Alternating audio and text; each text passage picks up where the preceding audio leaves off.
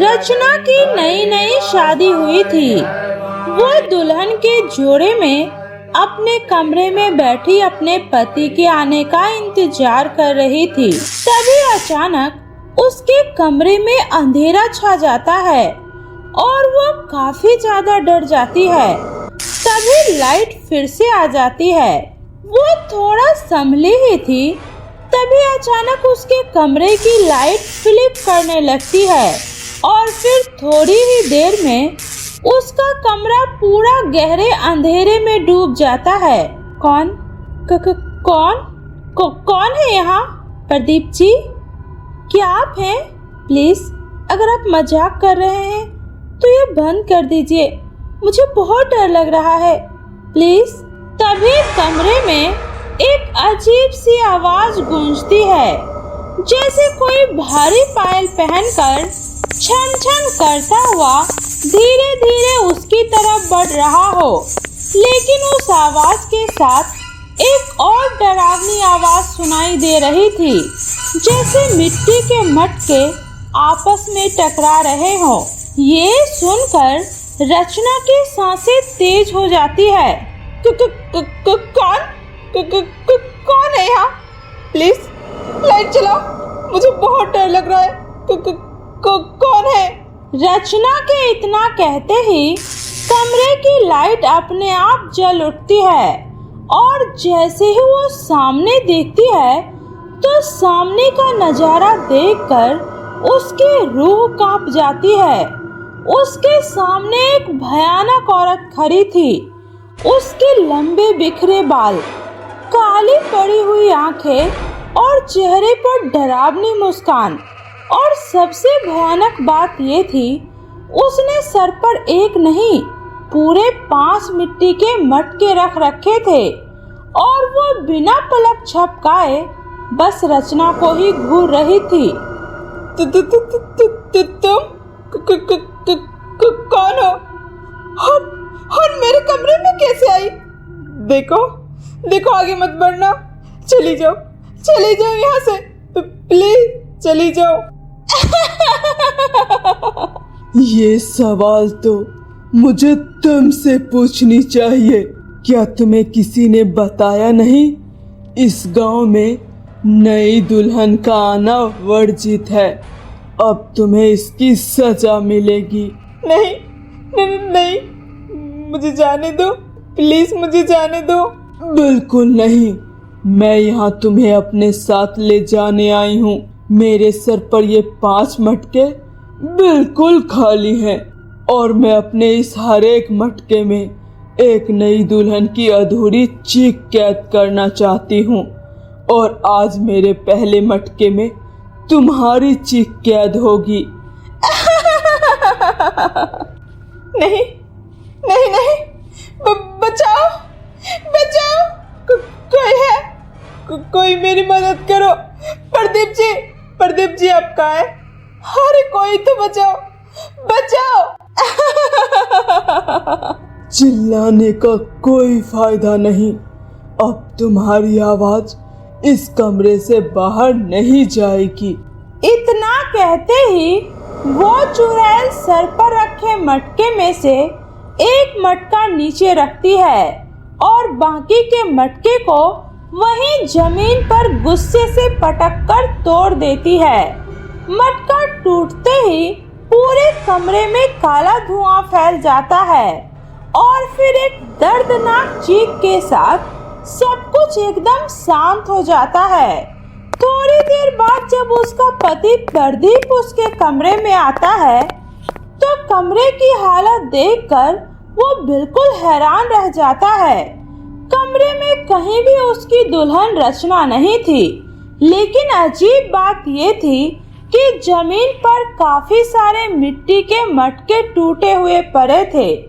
वो पूरे घर में रचना को ढूंढता है, लेकिन वो उसे अब कहीं नहीं मिलती। हार कर वो पुलिस में कंप्लेन करने जाता है। तभी रास्ते में उसे एक बूढ़ी औरत मिलती है। लौट जाओ बेटा, वो अब तुम्हें कभी नहीं मिलेगी। वो मटके वाली भूतिया चुड़ैल दुल्हन का शिकार हो चुकी है, लौट जाओ। ये आप क्या कह रही हैं दादी? मटके वाली चुड़ैल? हाँ, मटके वाली चुड़ैल वो लौट आई है और अब वो इस गांव में किसी की भी शादी सफल नहीं होने देगी, किसी की भी नहीं। इसलिए बेहतर होगा यहाँ से चले जाओ यहाँ से। नहीं, मैं नहीं मानता ये सब। मैं अपनी रचना को ढूंढे बिना यहाँ से नहीं जाऊंगा। मैं उसे ढूंढ कर रहूंगा। इतना बोलकर प्रदीप वहाँ से चला जाता है। लेकिन इस घटना को घटे पूरे 1 महीना बीत जाता है, लेकिन रचना का कहीं कोई पता नहीं चलता। वहीं दूसरी तरफ उसी गांव का रहने वाला हिमांशु शहर से सुधा नाम की लड़की से शादी कर उसे अपने गांव लेकर आता है। मुझे माफ कर देना माँ, मैंने आपको बिना बताए शादी कर ली है, लेकिन मैं जानता हूँ आप हमें जरूर अपना लेंगी। ये देखकर उसकी माँ कौशल्या अपना माथा पीट लेती है। हे भगवान, ये तूने क्या किया? बेटा, अभी के अभी से लेकर इस गांव से दूर चला जा। इस गांव में 1 मिनट भी रुकना तुम लोगों के लिए अच्छा नहीं है। क्यों माँ? आखिर आप हम दोनों को यहाँ से जाने के लिए क्यों कह रही हो? बेटा, फिलहाल बहू को लेकर इस गांव से दूर चला जा, वरना क्या माँ जी?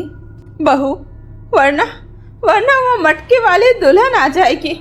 बेटा जल्दी करो, जाओ यहाँ से। इस तरह कौशल्या अपने बेटे और बहू को आनन फानन में गांव से बाहर भेज देती है। लेकिन वो दोनों गांव से बाहर नहीं जाते हैं।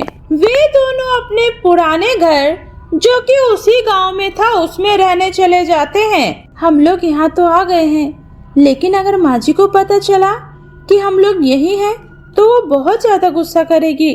तुम चिंता मत करो, माँ को मैं समझा दूंगा। अच्छा, अब तुम आराम करो, मैं बाहर से कुछ खाने के लिए लेकर आता हूँ। ठीक है, जल्दी आना। इतना कहकर हिमांशु वहाँ से चला जाता है।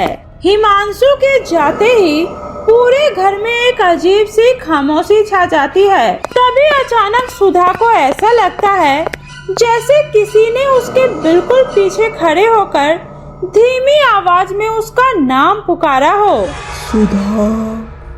सुधा घबराकर तुरंत पीछे मुड़ती है, लेकिन वहाँ कोई नहीं होता। कौन है वहाँ? अचानक पूरे घर में भारी पायल की आवाज गूंजने लगती है।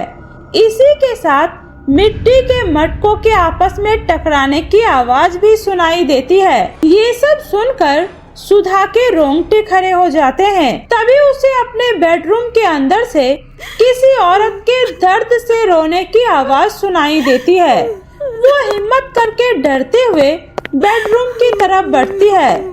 जैसे ही वो कमरे के अंदर पहुंचती है, तो उसकी रूह कांप उठती है। कमरे के बीचों बीच वही मटके वाली चुड़ैल बैठी हुई थी।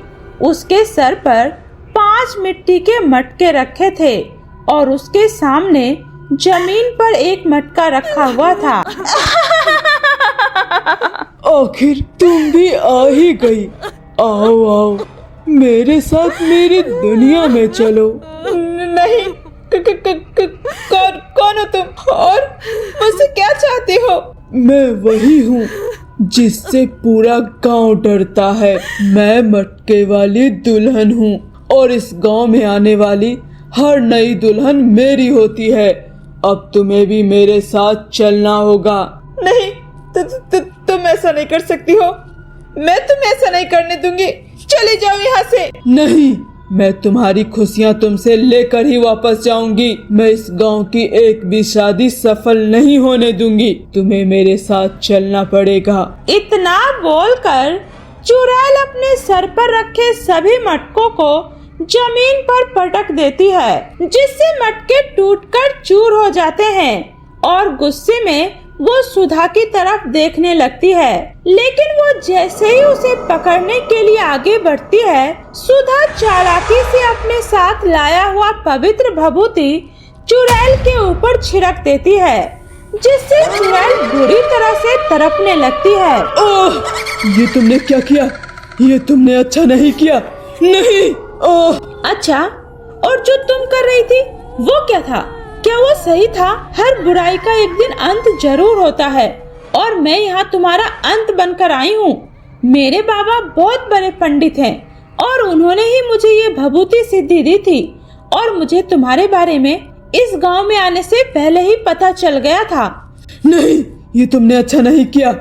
जानना चाहती हो ना कि मैं ऐसी क्यों हूँ, क्यों मैं हर नई दुल्हन से नफरत करती हूँ?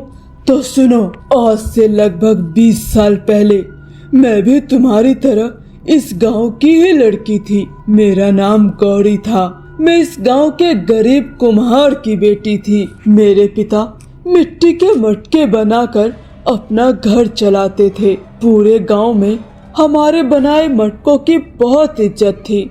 मैं बचपन से ही उन्हीं मटकों के बीच खेली बड़ी थी। इसी गांव के जमींदार का बेटा वीरेंद्र अक्सर हमारे घर मटके लेने आता था। धीरे धीरे हमारी बातें होने लगी, और फिर कब हमें एक दूसरे से प्यार हो गया हमें पता ही नहीं चला। वीरेंद्र ने मुझसे वादा किया था वो सबसे लड़कर मुझसे ही शादी करेगा। मैंने उसकी हर एक बात पर भरोसा किया, लेकिन हमारी खुशी ज्यादा दिनों तक नहीं टिक सकी। जब जमींदारनी को हमारे प्यार के बारे में पता चला तो उसने धोखे से मुझे अपने घर बुलाया, और फिर पूरे गांव के सामने मुझ पर चोरी और कुलक्षणी होने का झूठा इल्जाम लगा दिया। उसने कहा मैंने उसके घर के गहने चुराए हैं और अपने रूप के जाल में फंसाकर उसके बेटे को बर्बाद कर दिया। गांव वालों ने बिना सच जाने सबके सामने मेरी बेइज्जती की, मेरे पिता को धक्का दिया और हमारे बनाए सारे मिट्टी के मटके तोड़ दिए। मेरा घर बार सब हमसे छीन लिया गया। मैं बार बार कहती रही मैं निर्दोष हूँ, लेकिन किसी ने मेरी बात नहीं सुनी। सबसे ज्यादा दर्द तो तब हुआ जब वीरेंद्र भी अपनी माँ के डर से चुपचाप वहीं खड़ा रहा। उसने एक बार भी मेरा साथ नहीं दिया, और उसी दिन उसकी शादी अमीर घर की लड़की से तय कर दी गई। मेरे बाबा ये सदमा बर्दाश्त नहीं कर सके और वो चल बसे। जिस दिन उसकी बारात निकल रही थी उसी दिन मैंने दुल्हन का जोड़ा पहना और अपने पिता के बनाए 5 मिट्टी के मटकों में मिट्टी भरकर उसे सर पर रखा और नदी में कूद गई। मरते वक्त मैंने कसम खाई थी, जिस गांव ने एक बेगुनाह दुल्हन की इज्जत और जिंदगी छीन ली, उस गांव की कोई भी दुल्हन कभी अपनी शादी की खुशी नहीं देख पाएगी। मेरी मौत के बाद मेरी नफरत, मेरा दर्द और मेरी अधूरी चीख इन्हीं मटकों में कैद हो गई। तब से हर नई दुल्हन की चीख मेरे मटकों की ताकत बनती है। अब तुम ही बताओ सुधा, क्या मैं गलत हूँ या इस गांव के लोग जिन्होंने मुझे जीते जी मार दिया? चुड़ैल की पूरी कहानी सुनने के बाद सुधा की आंखों में भी आंसू आ जाता है। तुम्हारे साथ बहुत बड़ा अन्याय हुआ था गौरी, लेकिन उन लोगों की गलती की सजा हर नई दुल्हन को देना भी तो गलत है ना? गलत? जब मुझे पूरे गांव ने मरने के लिए छोड़ दिया था तब किसी ने सही और गलत नहीं सोचा था। गौरी, अगर सच में तुम्हें इंसाफ चाहिए तो बेगुनाहों का खून बहाकर नहीं, अपने गुनहगारों को माफ करके मिलेगा। मैं मानती हूँ तुम्हारा दर्द कभी खत्म नहीं होगा, लेकिन तुम्हारी नफरत जरूर खत्म हो सकती है। सभी को माफ कर दो गौरी और चली जाओ यहाँ से।